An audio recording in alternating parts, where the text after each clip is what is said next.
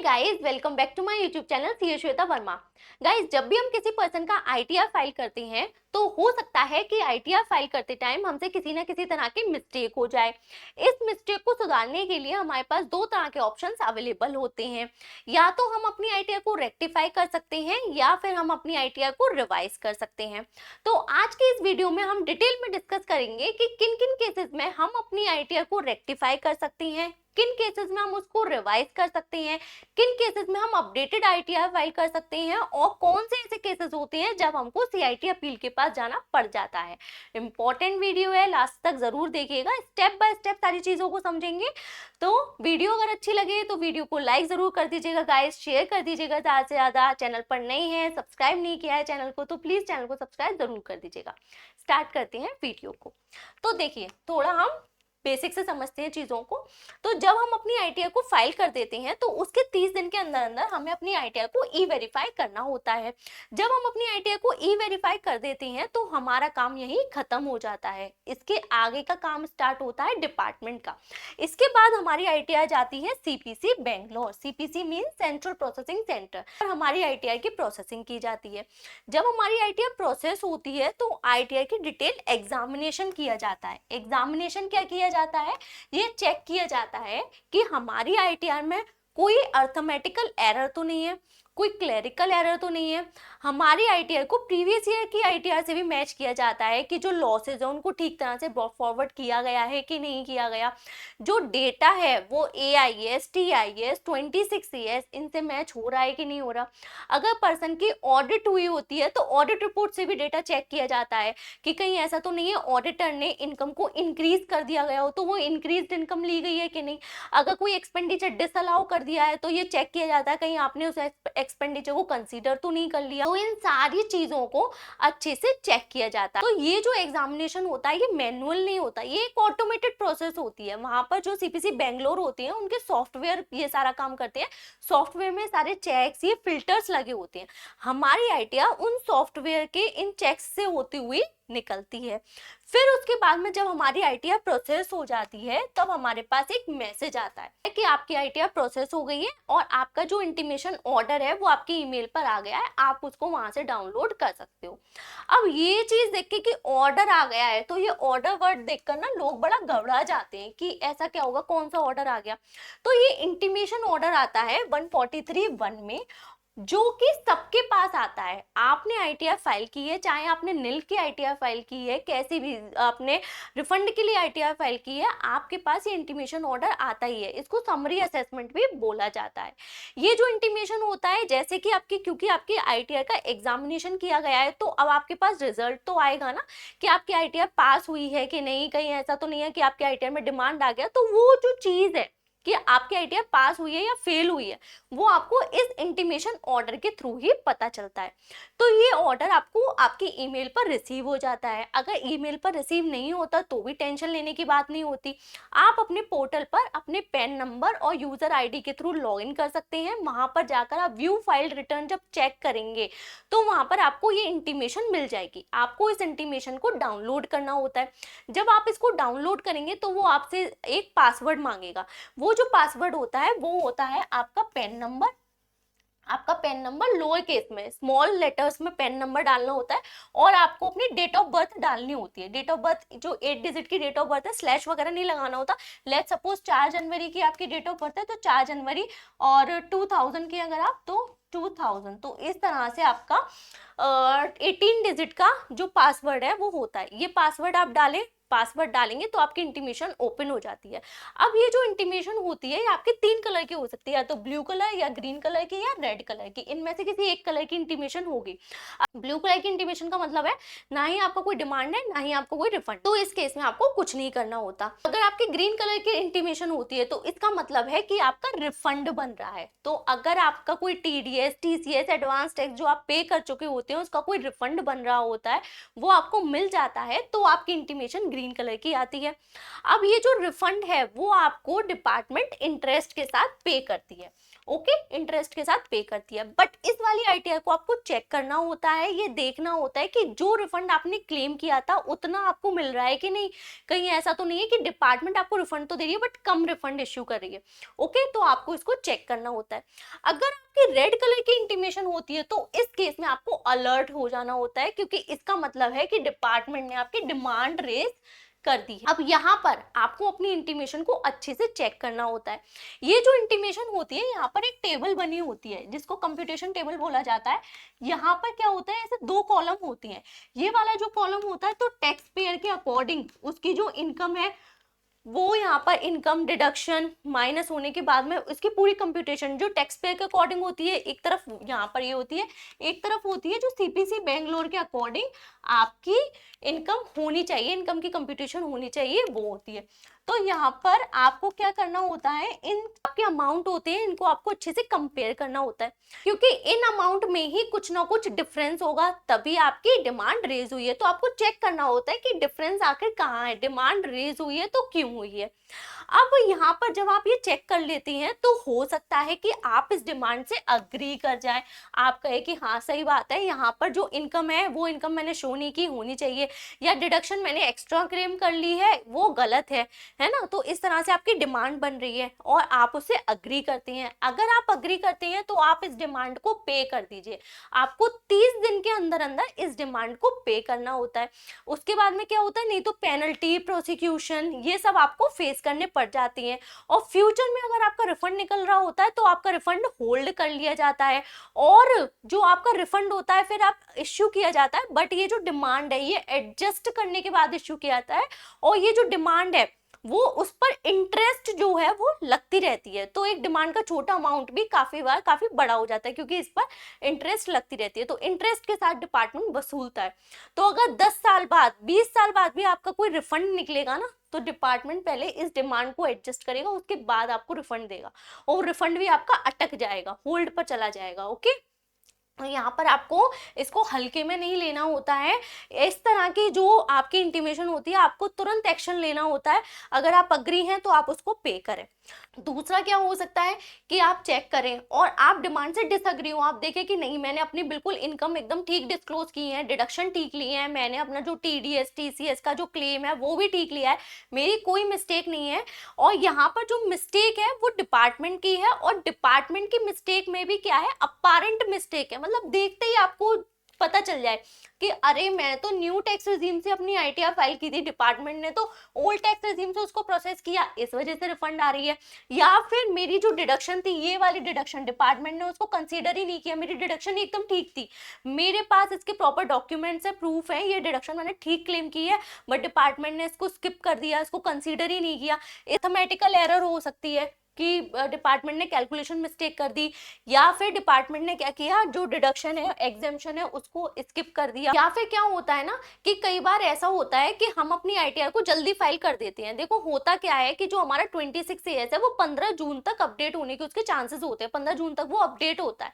कई कई बार लोग क्या करते हैं, मई में ही अपनी अप्रैल में, मई में अपनी आईटीआर को फाइल कर देते हैं। अब लेट्स सपोज कि उनको पता है कि उनका टीडीएस पूरे साल का 10,000 रुपए का डिडक्ट हुआ है और वो 10,000 रुपए पूरे पूरे क्लेम कर देते हैं, बट उनका उस टाइम तक अप्रैल में या मई में उनका 26 ईयर्स अपडेट नहीं हुआ होता, उसमें 5,000 रुपए का टीडीएस शो कर रहा होता है। अब 26 ईयर्स में 5,000 रुपए का टीडीएस शो कर रहा है और आपने आईटीआर फाइल करते टाइम 10,000 रुपए का रिफंड लेना चाहा, 10,000 रुपए क्लेम कर दिया आपने, तो इस वाले केस में मिसमैच हो गया। मिसमैच हो गया तो यहाँ पर डिपार्टमेंट क्या कर देता है, डिमांड को जनरेट कर देता है, ये केस हो जाता है।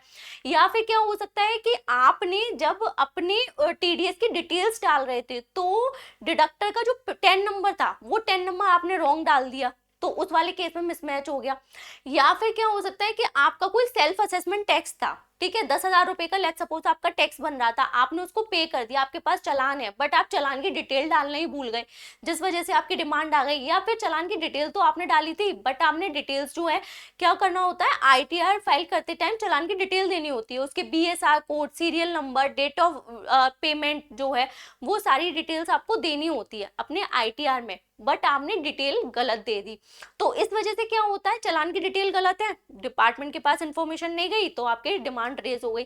तो इस तरह से डिमांड रेज हो सकती है। तो यहाँ पर आपको देखना होता है कि क्योंकि ये मिस्टेक क्या होती है, अपैरेंट मिस्टेक है, बिल्कुल देखते ही पता चल गई। ओके, तो इन केसेस में आप रेक्टिफिकेशन फाइल कर सकते हैं। एक ये भी हो सकता है कि 26 ईयर्स में तो शो हो रहा है बट आपने उसको क्लेम ही नहीं किया। तो ये जो ऐसे केसेस होते हैं ना, ये अपैरेंट मिस्टेक होती है और इन केसेस में आप रेक्टिफिकेशन की तरफ जा सकते हैं। आप rectification file, rectification request, apparent mistake के केस में रेक्टिफिकेशन रिक्वेस्ट अंडर सेक्शन 154 ये आप रेज कर सकते हैं। ओके, तो रेक्टिफिकेशन रिक्वेस्ट हम किन केसेस में रेज नहीं कर सकते, जहां पर अपैरेंट मिस्टेक नहीं होती, मतलब जो मैटर होता है वो जजमेंट का मैटर होता है, ओपिनियन हो सकते हैं उसमें, जहां पर लॉ की इंटरप्रिटेशन चाहिए, जहां पर डिबेट होने के चांसेस है। तो इस वाले केसेस में जो मैटर है वो आप उसको रेक्टिफिकेशन के लिए नहीं डाल सकते। या फिर गलती आपकी थी, किस चीज से रिलेटेड, इनकम आपको कम करनी थी या बढ़ानी थी, डिडक्शन को कम करना था या बढ़ाना था, आपको अपने लॉसेस को कम करना था या ज्यादा करना था। तो अगर आपको इनकम, डिडक्शन, लॉसेस इनसे कोई छेड़छाड़ करनी है, उस वाले केसेस में आप रेक्टिफिकेशन रिक्वेस्ट रेज नहीं कर सकते। क्लियर? तो दो केसेस हो सकते हैं, या तो आपको अपनी इनकम एग्जेम्पशन और लॉसेस, इनसे अगर आपको कोई छेड़छाड़ करनी है, इनको कम करना है या ज्यादा करना है, तो आप रेक्टिफिकेशन रिक्वेस्ट रेज नहीं कर सकते।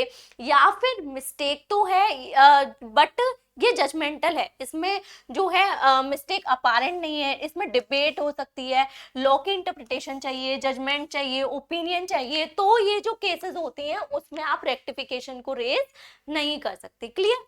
एक और है, can not claim TDS not showing in 26 years. अगर आप टीडीएस का क्लेम शो करना चाहते हैं, 26 ईयर्स में नहीं है ना, 26 ईयर्स में 5,000 का टीडीएस है, बट आप कह रहे हैं कि मेरा तो भाई 10,000 का टीडीएस है, तो यहाँ पर क्योंकि 26 ईयर्स में शो नहीं हो रहा ना, तो आप फिर रेक्टिफिकेशन रेज नहीं कर सकते। हाँ, 5,000 का आपने क्लेम किया, 26 ईयर्स में 10,000 रुपए का शो हो रहा है, तब आप रेक्टिफिकेशन जो है रिक्वेस्ट रेज कर सकते हैं। क्लियर हो गया? तो यहाँ पर जब ये वाले केसेस होते हैं कि इनकम, एग्जेम्पशन या डिडक्शन और लॉसेस वगैरह, इन सब से, या फिर टीडीएस वगैरह, इन सब से अगर आपको छेड़छाड़ करनी है, तो उस वाले केसेस में अगर आपके पास टाइम है तो आप अपनी आईटीआर को रिवाइज कर सकते हैं। आप रिवाइज्ड आईटीआर फाइल कर सकते हैं। रिवाइज्ड आईटीआर कब तक फाइल कर सकते हैं? जैसे कि लेट्स सपोज आप फाइनेंशियल ईयर 24-25 की आईटीआर फाइल कर रहे हैं, तो यहाँ पे इसके बाद की जो 31 दिसंबर होगी, 31 दिसंबर 2025, यहाँ तक आप अपनी आईटीआर को रिवाइज कर सकते हैं। आईटीआर रिवाइज करते टाइम आप अपनी इनकम को कम कर सकते हैं, ज्यादा कर सकते हैं, कुछ भी कर सकते हैं। इसके साथ में आप रिफंड क्लेम कर सकते हैं, डिमांड को पे कर सकते हैं, कुछ भी कर सकते हैं। आप अपनी आईटीआर को कितनी बार भी रिवाइज कर सकते हैं। आप ओरिजिनल आईटीआर को रिवाइज कर सकते हैं, बिलेटेड आईटीआर को रिवाइज कर सकते हैं, इसकी कोई लिमिट नहीं है, आप कुछ भी कर सकते हैं आईटीआर रिवाइज करने में। ओके, और इसके कोई आपको एक्स्ट्रा चार्जेस भी पे नहीं करने होते। बट अगर ये डेट निकल जाती है, उसके बाद आप अपनी आईटीआर को रिवाइज नहीं कर सकते। उसके बाद आपके पास ऑप्शन होता है आईटीआर यू फाइल करने का। आईटीआर यू मतलब अपडेटेड आईटीआर फाइल करने का। बट अपडेटेड आईटीआर की कुछ लिमिटेशंस होती हैं, जैसे कि आप इसमें रिफंड क्लेम नहीं कर सकते, आप अपने रिफंड को बढ़ा नहीं सकते, आप डिमांड को कम नहीं कर सकते, ओके, आप अपनी इनकम को कम नहीं कर सकते। तो इसमें क्या होता है ना कि अपडेटेड आईटीआर में आपको कोई बेनिफिट नहीं मिलता। अपडेटेड आईटीआर आप तभी फाइल कर सकते हैं जब आपको डिपार्टमेंट को कुछ ना कुछ पे करना होता है। तो पेमेंट अगर करना है तो आप अपडेटेड आईटीआर फाइल कर सकते हैं। पेमेंट को कम करना है, रिफंड को लेना है, बढ़ाना है, तो इस केसेस में आप अपडेटेड आईटीआर फाइल नहीं कर सकते। तो अगर आपको बेनिफिट चाहिए रिफंड वगैरह से रिलेटेड, तो ये जो डेट होती है बहुत इंपॉर्टेंट होती है, यहाँ तक कि आप काम कर सकती हैं। ओके, इस तरह के जो केसेस हैं आप रिवाइज रिटर्न फाइल करके कर सकती हैं। अगर इंक्रीज करना है तो आईटीआर यू फाइल कर सकती हैं इस डेट के बाद भी। अगर आपको क्या है, आप डिपार्टमेंट, आपने देखा कि जो मिस्टेक थी वो डिपार्टमेंट की थी, अपैरेंट मिस्टेक नहीं है, तो फिर आप सीआईटी अपील के पास जा सकते हैं। क्लियर? तो रेक्टिफिकेशन के लिए किन किन चीजों का होना जरूरी है? सबसे पहले कंडीशन है आपकी आईटीआर प्रोसेस हो गई हो, आपके पास ऑर्डर हो, आपके पास ऑर्डर होना जरूरी है। ऑर्डर कैसा हो सकता है, इंटीमेशन ऑर्डर हो सकता है, 143 सबसेक्शन नंबर 1 का जो इंटीमेशन ऑर्डर है ये हो, आप इसके अगेंस्ट में रेक्टिफिकेशन रिक्वेस्ट डाल रहे हो, या फिर इससे तो आप बच गए लेकिन उसके बाद में असेसिंग ऑफिसर ने किसी तरह का ऑर्डर आपके अगेंस्ट में इश्यू कर दिया हो, आपको इस ऑर्डर के अगेंस्ट में रिक्वेस्ट डालनी है। अगर ये अपारेंट मिस्टेक है, असेसिंग ऑफिसर के ऑर्डर में अपारेंट मिस्टेक है, तो आप रेक्टिफिकेशन के लिए रिक्वेस्ट रेज कर सकती हैं। या फिर जब टीडीएस और टीसीएस की रिटर्न होती हैं, जब ये प्रोसेस हो जाती हैं और इसमें कोई अपारेंट मिस्टेक हो जाती है, तो उस वाले केस में भी आप रेक्टिफिकेशन के लिए जा सकते हैं। थर्ड है, जो मिस्टेक है वो कैसे होनी चाहिए, अपारेंट मिस्टेक होनी चाहिए, ये बहुत जरूरी है। अपारेंट मिस्टेक है तो आप जा सकते हैं, है ना। तो मिस्टेक किसकी होनी चाहिए, अपारेंट और डिपार्टमेंट की। या फिर अगर आपका 26 AS से रिलेटेड, मतलब आपकी TDS TCS इन नंबर गलत डाल दिया, चालान की डिटेल गलत डाल दी, या फिर चालान ही डालना भूल गए, तो ये जो मिस्टेक है आपकी, ये रेक्टिफिकेशन के थ्रू भी जो है वो ठीक हो जाएगी। क्लियर। रिक्वेस्ट को रेज करने की भी एक टाइम लिमिट होती होगी, तो टाइम लिमिट क्या होती है, तो यहाँ पर जब आपको ऑर्डर रिसीव हो रहा है, तो जिस साल आपको ऑर्डर रिसीव हो रहा है उस साल के एंड होने के 4 साल तक आप रेक्टिफिकेशन रिक्वेस्ट रेज कर सकते हैं। फॉर एन एग्जांपल, आपको इंटीमेशन, आपकी आईटीआर प्रोसेस हो गई और आपको इंटीमेशन ऑर्डर रिसीव हुआ, समरी असेसमेंट भी जिसको बोल सकते हैं, वो आपको मिला 4 जनवरी 2026 को। 2026 को आपकी आईटीआर प्रोसेस हो गई, आपको इंटीमेशन मिल गया, बट यहाँ पर डिपार्टमेंट की मिस्टेक थी, अपारेंट मिस्टेक थी। उस केस में आप, क्योंकि ये कौन सा साल है, ये फाइनेंशियल ईयर है, फाइनेंशियल ईयर 25-26, तो फाइनेंशियल ईयर 25-26 के केस में आप 4 साल ले लीजिए, 31 मार्च 2030 तक, 2030 तक आप रेक्टिफिकेशन रिक्वेस्ट को रेज कर सकते हैं। अब आपने रेक्टिफिकेशन रिक्वेस्ट रेज कर दी, अब डिपार्टमेंट उसको एक्सेप्ट भी कर सकता है, रिजेक्ट भी कर सकता है। एक्सेप्ट कर लेगा तो आपकी डिमांड कम हो जाएगी, जीरो हो जाएगी, या फिर आपका रिफंड बढ़ जाएगा, जो भी जिसके लिए भी आप रिक्वेस्ट डाल रहे हैं। अगर वो डिनाई कर देता है, वो रिजेक्ट कर देता है, ठीक है, तो उस वाले केस में आप क्या कर सकते हैं, उसके अगेंस्ट में आप फिर सीआईटी अपील में जा सकते हैं। तो अगर रिजेक्ट हो जाती है तो उसके बाद में आपके पास ऑप्शन है कि आप अपील में जा सकते हैं। बट इसका भी ऑर्डर पास करने का भी एक टाइम होता होगा, तो ऑर्डर पास करने का टाइम क्या है कि जिस मंथ आपने रेक्टिफिकेशन रिक्वेस्ट रेज की है, उस मंथ के एंड होने से 6 महीने के अंदर अंदर उसको ऑर्डर पास करना होता है कि वो उसको एक्सेप्ट कर रहा है या फिर रिजेक्ट कर रहा है। क्लियर। आप अपनी आईटीआर को रेक्टिफाई करने के लिए रिक्वेस्ट डालते हैं, आप अपने पोर्टल पर लॉगिन करते हैं, वहां पर आपको टैब दिख जाता है सर्विसेज का, सर्विसेज में जाने के बाद आपको दिख जाता है रेक्टिफिकेशन का टैब। जब आप वहां पर जाते हैं तो आप अपनी रेक्टिफिकेशन रिक्वेस्ट को रेज कर सकते हैं इनकम टैक्स एक्ट के अंदर। तो यहाँ पर क्या होता है, आपको 3 हेड मिलती हैं। अब आपको अपनी रेक्टिफिकेशन रिक्वेस्ट के लिए एप्रोप्रिएट हेड सिलेक्ट करना होता है कि आपकी जो रिक्वेस्ट है वो किस हेड के अंदर आ रही है, अपना हेड सेलेक्ट करना होता है और उसके बाद उसके अंदर अपनी रेक्टिफिकेशन रिक्वेस्ट को रेज करना होता है। जैसे कि अगर लेट सपोज आपने आईटीआर फाइल करते टाइम मिस्टेक क्या हुई थी कि बिजनेस की इनकम थी, आपने अदर सोर्सेज की इनकम डाल दी, अदर सोर्सेज की इनकम थी, बिजनेस की इनकम डाल दी, इस तरह की कोई मिस्टेक हो गई, तो इस वाले केस में आप फर्स्ट जो हेड है वो सेलेक्ट करेंगे, रिटर्न डेटा करेक्शन। यहाँ पर आपको जो नई यूटिलिटी है उसको डाउनलोड करना होता है, जो आपका फाइल रिटर्न होता है उसकी जेसन फाइल को डाउनलोड करके आपको इसमें इंपोर्ट करना होता है, फिर आपको जो करेक्शन करने होते हैं, जो चेंजेस करने होते हैं वो उसमें होती है। तो लेकिन बस ये आपको ध्यान ये रखना है कि आप कुछ भी करें, आपको बस आप अपनी इनकम को कम या ज्यादा नहीं करेंगे, डिडक्शन को कम या ज्यादा नहीं करेंगे, अपने जो लॉसेस हैं उनसे छेड़खानी आप नहीं करेंगे, या फिर कोई ऐसा क्लेम नहीं करेंगे जो कि आपका 26 ES में शो नहीं हो रहा है। ओके, ये चीज आपको ध्यान रखनी है। फिर उसके बाद में सेकंड होता है टैक्स क्रेडिट मिसमैच। तो यहाँ पर आपका TDS, TCS, advance tax, okay, इनसे रिलेटेड अगर कोई मिसमैच होता है तो सारे केसेस जो होते हैं वो उसमें कवर हो जाती हैं। जैसे कि 10 नंबर आपने गलत डाल दिया, या फिर 26 ES में क्रेडिट शो हो रहा है बट आपने नहीं किया, या फिर आप चालान को डालना भूल गए, सेल्फ असेसमेंट टैक्स का चालान डालना भूल गए, आप मतलब जो टैक्स है वो ऑलरेडी पेड था, जब आपने आईटीआर फाइल किया था तब आपने टैक्स पे कर दिया था, बट आप उस चालान को डालना भूल गए, तो आप यहाँ पर उसको रेक्टिफाई कर सकते हैं। या चालान तो डाला बट उसमें क्या हो गई थी, मिस्टेक हो गई थी बीएसआर कोड में, सीरियल नंबर में या डेट ऑफ पेमेंट में, तो आप यहाँ पर रेक्टिफाई कर सकते हैं। क्लियर। उसके बाद में रीप्रोसेस द रिटर्न, यहाँ पर क्या है कि आप रिक्वेस्ट कर रहे हैं कि प्लीज मेरी आईटीआर को फिर से रीप्रोसेस किया जाए। ये कब हो सकता है, जब अर्थमेटिकल एरर हो, डिपार्टमेंट ने कोई अर्थमेटिकल एरर कर दी, या किसी एग्जेम्पशन को या डिडक्शन को क्लेम ही नहीं किया, या फिर आपकी आईटीआर आपने ओल्ड टैक्स रिजीम में फाइल की थी, उन्होंने प्रोसेस कर दी न्यू रिजीम में, या न्यू रिजीम में फाइल की थी, प्रोसेस कर दी ओल्ड रिजीम में। इस तरह का कोई मिसमैच होता है तो आप सिंपली रीप्रोसेस के लिए रिक्वेस्ट डाल दो, जब वो प्रोसेस होगी आईटीआर फिर से, तो वो जो चीज है वो ठीक हो जाएगी। ये थी आज की वीडियो। आई होप आपको ये वीडियो अच्छी लगी होगी, समझ में आई होगी। वीडियो अच्छी लगी हो तो लाइक करना ना भूलिएगा, शेयर करना ना भूलिएगा। चैनल पर नए हैं तो चैनल को सब्सक्राइब जरूर कर दीजिएगा। और अगर आपको पीपीटी चाहिए तो मैं टेलीग्राम चैनल पर शेयर कर दूंगी, उसका लिंक डिस्क्रिप्शन बॉक्स में दे रखा है। उसमें हम लेटेस्ट अपडेट्स और इन्फॉर्मेशन को भी शेयर करते रहते हैं, तो आप उस चैनल को भी ज्वाइन कर सकते हैं for more updates and information. Okay, so मिलते हैं नेक्स्ट वीडियो में। Thank you so much.